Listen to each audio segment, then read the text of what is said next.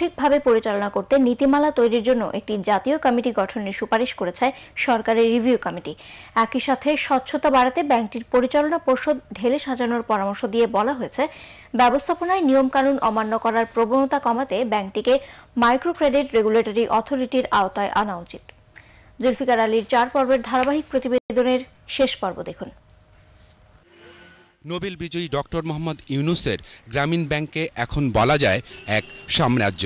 12,500 কোটি টাকার সম্পদ, 10,500 কোটি টাকার আমানত, 83 লাখ সদস্য, 2,500-এরও বেশি শাখা আর 22,000 কর্মী নিয়ে গেল বছর ব্যাংকটি মুনাফা করেছে 74 কোটি টাকা।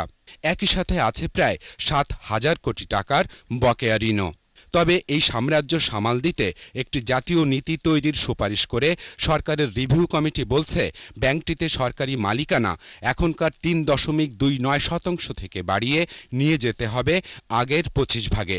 পাশাপাশি ব্যাংকটিকে মাইক্রো ক্রেডিট রেগুলেটরি অথরিটির আওতায় আনার পরামর্শ দিয়ে রিভিউ কমিটি বলেছে, এই পদক্ষেপ নেওয়া হলে ব্যাংকটির ব্যবস্থাপনায় নিয়মকানুন অমান্য করার প্রবণতা কমে যাবে। ব্যাংক যদি অন্যদের কাছ থেকে ডিপোজিট গ্রহণ করতে পারে, যে সেই জন্যই তো ব্যাংক, সেটা অথরিটির দায়িত্বে আসতে পারবে না, সেটা যেতে হবে ব্যাংকের, বাংলাদেশ ব্যাংকের আওতায় থাকতে হবে।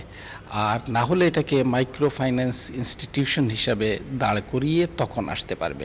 রিভিউ কমিটির অভিযোগ, গ্রামীণ ব্যাংকের কেনাকাটায় নিয়ম নীতি মানা হয় না ঠিক মতো। এর সম্পদ দায় ও ঝুঁকি ব্যবস্থাপনা নিয়েও প্রশ্ন রয়েছে কমিটির। প্রশ্ন আছে ব্যাংকটির আর্থিক বিবরণীর স্বচ্ছতা নিয়েও।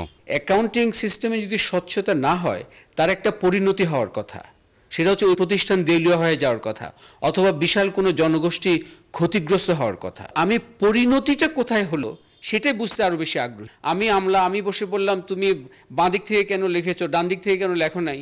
এই স্বচ্ছতার এই মিনিংটা নিয়ে অ্যাকচুয়ালি বাংলাদেশ আগায়নি, আগাবেও না।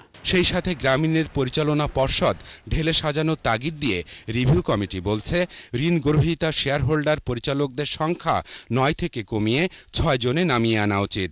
আর খালি হওয়া ওই 3 পদে স্বতন্ত্র পরিচালক হিসেবে সমাজের অভিজ্ঞ ব্যক্তিদের নিয়োগ দেওয়ার পক্ষে সরকারি কমিটি। এছাড়া গ্রামীণ ব্যাংকের সার্বিক কর্মকাণ্ডে স্বচ্ছতা ও জবাবদিহিতা আরও জোরদার করতে পরিচালকদের সমন্বয়ে উচ্চ পর্যায়ের একটি কমিটি গঠনেরও সুপারিশ করেছে ওই কমিটি। জুলফিকার আলী, এটিএন বাংলা।